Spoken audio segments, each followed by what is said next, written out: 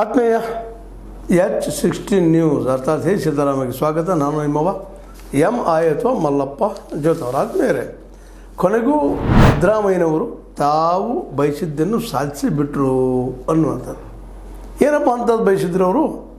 ಅವರನ್ನು ಸಿದ್ದರಾಮುಲ್ಲಾ ಅಂತೇಳಿ ಪ್ರೀತಿಯಿಂದ ನಮ್ಮ BJPಗೆ ಟೀಕೆ ಮಾಡೋದಕ್ಕೆ ಉತ್ತರ ಕೊಟ್ಟಿದ್ದಾರೆ. ನಾನು ಸಿದ್ದರಾಮುಲ್ಲಪ್ಪ ಏನವರು 4% ಅವ್ರು ಬಹಳ ಜಾಣ್ಮೆಯಿಂದ ಮಾತನ್ನು ಹೇಳಿಬಿಟ್ರು. ಏನಪ್ಪ ಅಂದ್ರೆ ಅವ್ರು OBCಯಲ್ಲಿ ಬರ್ತಾರೆ ರೀ, ಧರ್ಮದ ನೆಲೆಯಲ್ಲಿ ಇಲ್ಲ ಅವರು ಅಂತೇಳಿ ಉತ್ತರ ಕೊಟ್ಬಿಟ್ರು. ಅದನ್ನು ಮಸೂದೆ ಉಪಯೋಗ ಮಾಡಿಕೊಂಡು 4% ಅವರು ಮುಸ್ಲಿಮರಿಗೆ ಅಂತ ಹೇಳೋದಿಲ್ಲ, ಅಲ್ಪಸಂಖ್ಯಾತರಿಗೆ ಅಂತ ಹೇಳ್ತಾರೆ, ಹಿಂದುಳಿದವರು ಅಂತ ಹೇಳ್ತಾರೆ. ಅದು ಸಾಕಷ್ಟು ಉದಾಹರಣೆ ಕೊಡ್ತಾರೆ ಅವರು. LG ಹಾವನೂರವ್ರು ಆಗಿರ್ಬೋದು, ಅದೇ ಕಾಲಕ್ಕೆ ನಮ್ಮ 1919 ನಾಲ್ವಡಿ ಕೃಷ್ಣರಾಜ ಒಡೆಯರವರು ಆಗಿರ್ಬೋದು, ಅವರು ನೇಮಿಸಿದಂಥ ಮಿಲ್ಲರ್ ಸಮಿತಿ ಆಗಿರ್ಬೋದು. ಅದೇ ಹೀಗೆ ಪಟ್ಟಿ ಬೆಳೀತಾ ಹೋಗ್ತದೆ. ಒಂದು ನಮ್ಮ ಕರ್ನಾಟಕ ಸರ್ಕಾರ ಇದ್ದಿದ್ದು ಸಂವಿಧಾನದ 15/4 16/4 ನೀಡಿದಂಥ ಮೀಸಲಾತಿ ಬಗ್ಗೆ ಮಾತಾಡ್ತಾರೆ.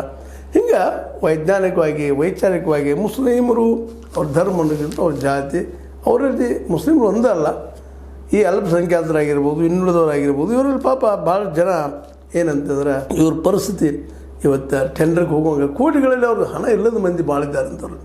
ಒಂದು ಯಾವುದೋ ಟೆಂಡರ್ ಕರಿಬೇಕಾಯಿತು, ಹೋಗ್ಬೇಕಾಯಿತು, ಕಾಂಟ್ರಾಕ್ಟ್ ಮಾಡಬೇಕಾಯಿತು, ಕೋಟಿಗಳಲ್ಲಿ ದುಡ್ಡು ಇರಬೇಕಾಗ್ತದೆ, ಸ್ವಲ್ಪ ವೇಟ್ ಮಾಡಬೇಕಾಗ್ತದೆ. ಅಷ್ಟು ದುಡ್ಡು ಯಾರ ಕಡೆ ಸಿಗ್ತದೆ? ಇದನ್ನು ಮೊದಲು ನಾವು ಗಮನಿಸ್ಬೇಕಾಗ್ಯದ. OBC ಅಂತ ಹೇಳ್ತಾ ಇದ್ದಾರೆ, ನಾವು OBC ಕೊಟ್ಟಿವಿ, ಮುಸಲ್ಮಾನರಿಗೆ ಅಲ್ಲ. OBC ಅವರು ಬರ್ತಾರ ಟು ಬಿ ಅಂತೇಳಿ ಅಂದಾಗ ಅವ್ರಿಗೆ ಕೊಡ್ತಾಯಿದ್ವಿ ನಾವು. ಪಾಪ ಎಲ್ಲರ ಪರಿಸ್ಥಿತಿ ಆರ್ಥಿಕ ದಿವಾಳಿ ಎದ್ಬಿಟ್ಟವ. ಒಂದು ಕೋಟಿ 2 ಕೋಟಿ ಅವ್ರು ತೊಗೊಂಡು ಬಂದು ಇಳಿತಿರ್ತಾರಪ್ಪ ಅವರೆಲ್ಲ.